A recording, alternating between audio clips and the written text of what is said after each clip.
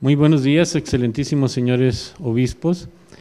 Les agradezco su generosidad para darme la oportunidad de compartir con ustedes algunas ideas sobre la gestión de las controversias en la Iglesia. Y parto del primer punto, la Iglesia y las controversias. Hace casi un mes, acá en México, nos visitaba el Santo Padre Benedicto XVI. Podemos señalar este evento como ejemplo que ilustre nuestro punto de partida. Como era de esperarse, algunos medios de comunicación subrayaron más lo que dejó de hacer el Papa. Por ejemplo, no habló de la pederastia en México, ni recibió a víctima del Padre Maciel, porque este vacío informativo era motivo de controversia. Pues más les importaba lo que dejó de hacer que lo que dijo o hizo. Y además, en relación a sus alocuciones, resaltaron, por supuesto, lo que era controversial, la demanda de la libertad religiosa, en un país donde sus legisladores incluyeron a fuerzas en la Constitución la palabra laico, algo así como un pleonasmo jurídico. No esperemos, pues, por lo tanto, nunca ver separadas la Iglesia de las controversias. A los creyentes lo que nos interesa es la dimensión pastoral y la dimensión festiva de los acontecimientos, pero a gran parte de la sociedad le importa y le quieren hacer importar la dimensión política de los mismos. Nunca vamos a estar de acuerdo en este sentido, Iglesia y medios de comunicación. No manejamos con el mismo interés los temas de la agenda pública y a veces tenemos diferentes agendas, contradictorias agendas. Pero tampoco vale la pena esforzarse por cambiar las cosas demasiado al respecto. Aunque parezca obvio, tenemos que hacer una distinción, como dicen los teóricos, entre controversia y crisis. Nosotros nos acotamos a la controversia. La crisis y su modo de gestión específico requieren un análisis diferente. La Iglesia no nació para la controversia, pero es casi imposible vivir sin ella. El modelo involuntario para este caso, por llevar una vida coherente, ser verídico y hablar siempre con asertividad, es Cristo.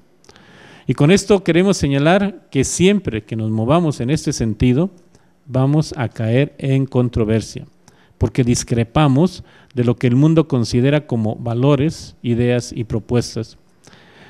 Como cita el profesor Marc Corrao, la actividad pública de la Iglesia se desarrolla en un ambiente cultural y mediático que privilegia la controversia. Pero también habría que analizar cuándo y por qué la Iglesia misma o sus personajes, por diferentes motivos, se enfrascan en situaciones de conflicto. No resuelven pronto, no dan respuestas, no dan la cara, dejan crecer problemas menores que se podían haber solucionado en tiempo y forma, acusan falta de organización, etc. Ustedes tendrán los mejores casos para ejemplificar estas palabras. Son situaciones, las anteriores, en las que se revelan deficiencias, expresan crisis de desarrollo, evidencian errores en decisiones. Por otro lado, la Iglesia es vista, es interesante y por lo tanto noticia para la opinión pública cuando se presenta alguna controversia. Por lo tanto, ya que no podemos vivir sin ellas, hay que aprovecharlas. Parecería irónico, pero la Iglesia tiene que sacarle fruto, que ayude a profundizar la verdad que debe dar a conocer a esa situación controversial en la que vive inmersa, que está en la naturaleza de su mensaje y de su quehacer. En este punto es donde quiero abundar.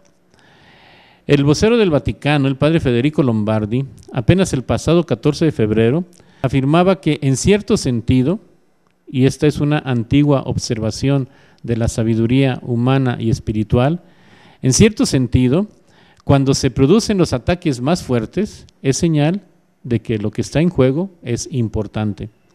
Nosotros tenemos un mensaje importante, lo tenemos que presentar importante. Por esto, no podemos esperar sino controversias.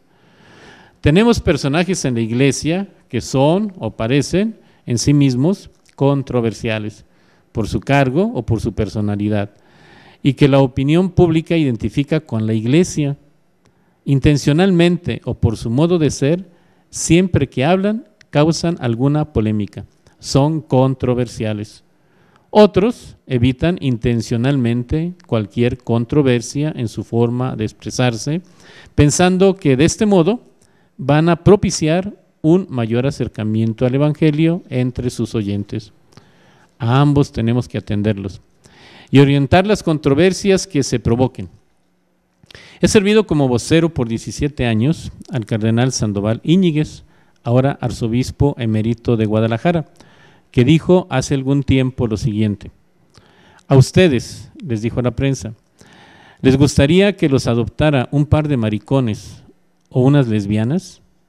Palabras fuertes, controversiales en boca de un purpurado. Pero se atrevió a hablar. Quiso atraer el tema de esta forma, porque la intención para legalizar la unión entre personas del mismo sexo y denominarla matrimonio estaba avanzando, y ningún obispo mexicano polarizaba el asunto. Los que lo intentaban recordaban literalmente las palabras del magisterio, pero no eran escuchados y no provocaban ninguna reacción. En efecto, los medios dicen que las declaraciones del cardenal Sandoval son siempre tronantes cuando se trata de defender el matrimonio o la familia. En realidad son controversiales, porque lo que defiende una buena parte de la opinión pública no lo considera como valor. Hablar con claridad del mensaje de Cristo va a causar controversia. No hay que tener miedo a esto y calcular las consecuencias. Es posible, pero se necesita tener la agenda de temas en las manos. Las controversias, a diferencia de las crisis, son ordinariamente previsibles. En Benedicto XVI tenemos el ejemplo. En la controversia, por lo tanto noticia y por lo tanto de interés público, que provocó con los musulmanes el 12 de septiembre de 2006 en la Universidad de Ratisbona. Muchos dirigentes y agrupaciones en el mundo islámico expresaron su protesta en contra de lo que consideraron un insulto y una desfiguración del Islam, cuando citó al emperador bizantino Manuel II, paleólogo, al dirigirse a un persa culto. Estas son las palabras: muéstrame aquello que Mahoma ha traído de bueno y encontrarás solamente cosas malvadas e inhumanas, como su directiva de difundir por medio de la espada la fe que él predicaba. Ya sabemos los caudales de declaraciones que se desbordaron. ¿Fue intencionalmente provocador, controversial el pontífice? Yo creo que sí. Se hizo creer que el Papa había sido ofensivo.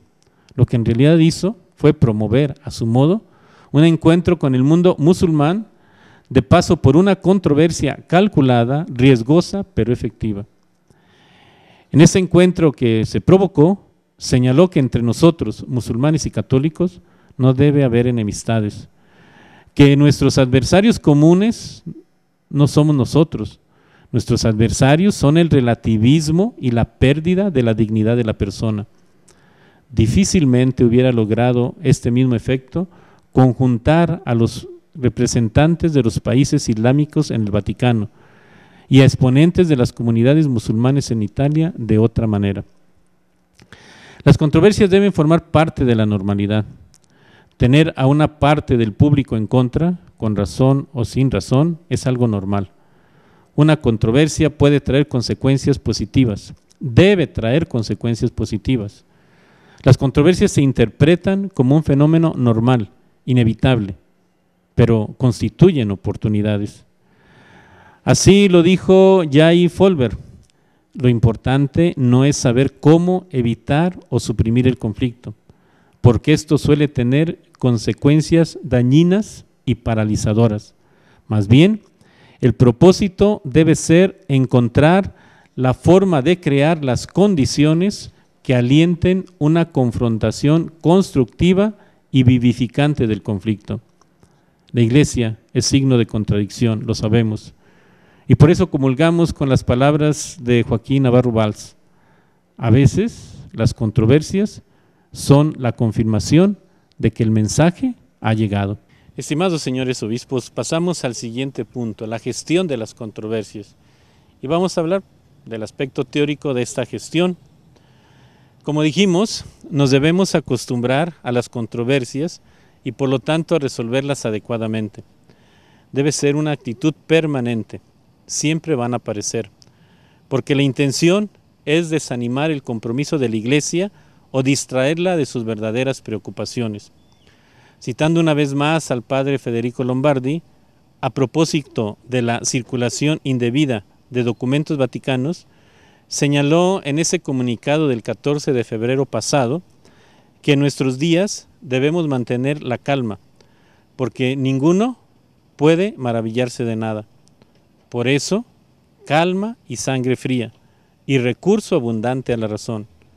Eso sí, la gestión de la controversia no debe elegir nunca el camino de la mentira ni la ocultación desmedida de la verdad. Siempre la verdad, aunque no estemos obligados a decir toda la verdad. Nosotros anunciamos la verdad. La comunicación exige esta coherencia en la gestión de controversias. La mentira u ocultar la verdad de una forma desproporcionada nunca debe ser una estrategia de comunicación o de solución para la Iglesia. Cuando así lo ha hecho, voluntaria o involuntariamente, los asuntos se han complicado. Nos hemos metido en muchos problemas. Incluso hemos perdido fieles que estaban en la frontera de la separación de su Iglesia. Por el contrario, orientar una controversia puede incluso fortalecer la confianza en la Iglesia y por lo tanto aceptarla y hasta quererla. La buena gestión de las controversias nos gana adeptos por medio de la razón y simpatías por medio de los afectos. Debemos evitar el sospechosismo.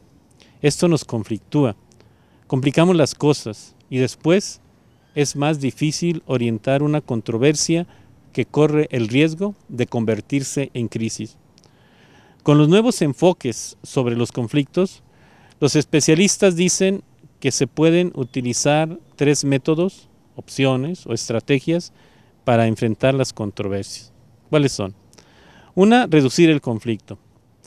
Esto exige respuestas rápidas que suponen práctica y madurez para tratar los asuntos, sin emociones, pero con reflexión. La segunda opción es resolver, no solo reducir, sino resolver el conflicto. Actuar con decisiones rápidas y contundentes. Es la intervención directa del líder o de su representante. Y la tercera opción, que por supuesto no es recomendable, es la de eludir, enfrentar la controversia. Nos quedamos en silencio, no decimos nada, nos escondemos, esperamos a ver qué pasa, o si en el camino se resuelven las cosas, pues corremos los riesgos de esta actitud. Si no se manejan bien, las controversias retrasan decisiones, limitan resultados, afectan relaciones, ofrecen una imagen negativa sobre la Iglesia y llegan a destruir muchas cosas. Por eso, siguiendo la línea de los maestros en la gestión de las controversias, podemos señalar algunas sugerencias para manejarlas. Y lo hace a propósito Corrallo, el autor que citamos anteriormente, de una pregunta que respondió Juan Manuel Mora, un estudioso de la comunicación, al preguntársele sobre los aspectos comunicativos más interesantes de Benedicto XVI. Y decía, el primer aspecto es la claridad de su mensaje. Razona de modo cristalino. No tiene miedo a plantearse todas las preguntas y encuentra respuestas comprensibles. El segundo aspecto es el enfoque positivo. Y por último, el tercero, su estilo amable. El interlocutor del Papa se sabe siempre respetado. Estos 3 aspectos, pues, configuran un modo excelente de comunicar, especialmente en un clima de controversia. Nos vamos al primero, claridad en los contenidos, claridad en las palabras y en los argumentos elegidos. La claridad en los contenidos y en las intenciones impide que acabemos atrapados en la confusión que puede provocar una controversia, que es la intención de quien la provoca. La claridad es esencial para que el mensaje de la Iglesia no quede reducido a cuestiones de carácter político o meramente institucional. El siguiente aspecto ante la controversia es el enfoque positivo.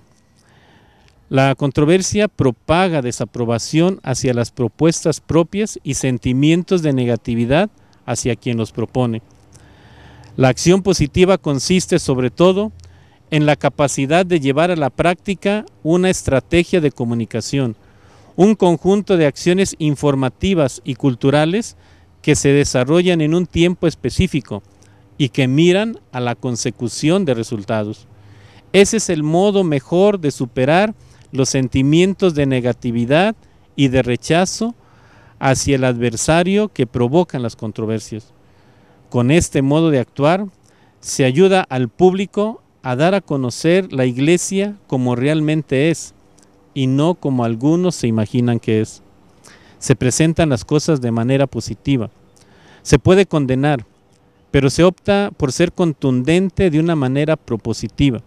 Por ejemplo, Benedicto XVI, en su reciente viaje a México, no reclamó, por ejemplo, la libertad religiosa para los católicos. Habló más bien de los beneficios que trae una libertad religiosa para los habitantes de un país. Y esta fue la actitud en otros temas controversiales. Lo dijo el mismo pontífice en una entrevista a Radio Vaticano en 2006. El cristianismo no es un cúmulo de prohibiciones, sino una opción positiva. Y es muy importante hacerlo ver de nuevo, porque hoy esta conciencia casi ha desaparecido por completo.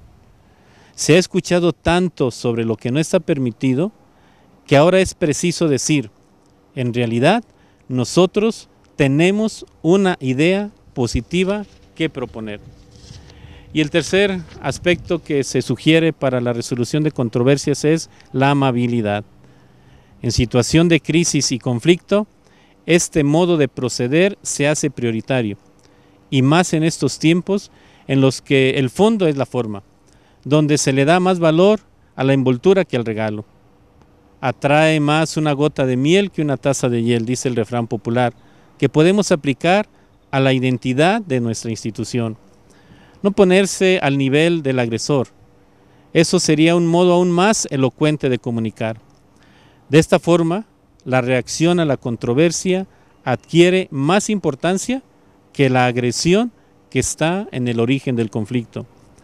Una reacción amable debe ser visible, atenta a la persona, disponible, paciente y hasta humorística.